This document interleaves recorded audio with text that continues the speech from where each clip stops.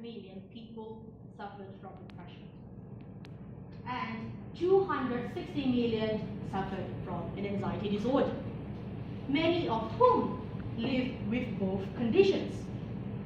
In fact, half of those who are diagnosed with depression are also diagnosed with an anxiety disorder, and women are twice likely to suffer from anxiety compared to men.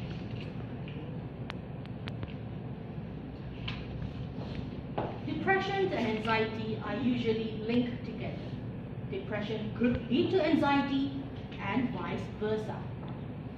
For example, in my own case, 7 years ago, when I was preparing for my SPM, I was diagnosed with depression right before the big exam. Being in the first class with so many excellent students was really tough for me. I was anxious because I couldn't achieve the desired results just like my friends. So eventually it led to depression. And the more I was depressed, the more I was anxious.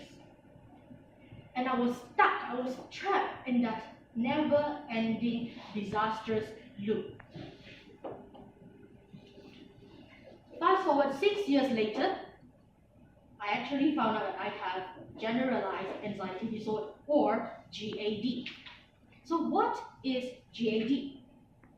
GAD is a long-term condition characterized by persistent and excessive worrying with about a range of wide situations and not just particularly about one event, followed by more of the symptoms here for at least 6 months. So some of the symptoms are restlessness, fatigue, concentration problems, irritability, muscle tensions, and sleeping problems. People with GAD often find it difficult to control their worry. They keep on thinking questions like, what if? What if I fail? What if I couldn't make it? What if I got hit by a car tomorrow? Touch wood. Those are the questions that we think about all the time. But fret not, dear ladies and gentlemen, there is a way to treat anxiety. So what are the ways? First of all, some of us might need medication to help control the brain chemicals. And the second one is talk therapy. This is one of the most important steps in the journey to recovery, which is a talk therapy. You can either go for CBT or DBT or a counseling. Next, you have to learn some relaxation technique. You could go for yoga or meditation or learn some breathing exercise. And of course, you need to have a balanced diet, go for exercise, and you need support, continuous support from your friends and family. Last but not least, find your life purpose. I found mine in Toastmasters. So when you spot someone was having a panic attack, what should you do? Instead of telling them, hey, calm down, calm down. No, help them to calm down by asking them to take in a deep, slow breath and then do the grounding technique. So what is this grounding technique? It is a method to bring that person back to reality. You can ask the person to spot things, to find things that they can see, they can hear, they can smell, taste, and touch. How do you know if someone was having a panic attack? That person will feel dizziness, will start to sweat, will tremble, and then they'll start feeling like choking, heart palpitation, and nausea.